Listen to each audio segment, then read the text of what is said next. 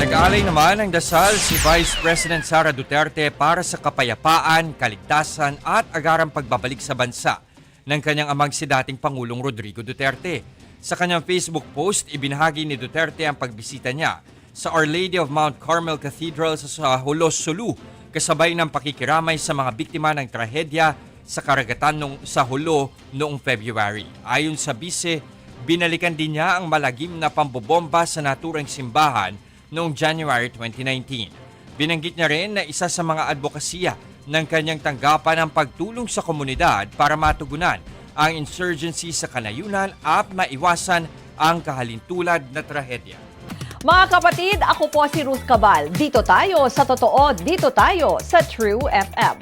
Mag-follow at mag-subscribe din po kayo sa aming social media accounts at True Network PH. Diyan po yan sa aming X na dating Twitter, sa FB, sa Instagram, sa YouTube, sa TikTok at sa mga podcast. At syempre, tutok din po kayo sa Signal True TV Channel 19.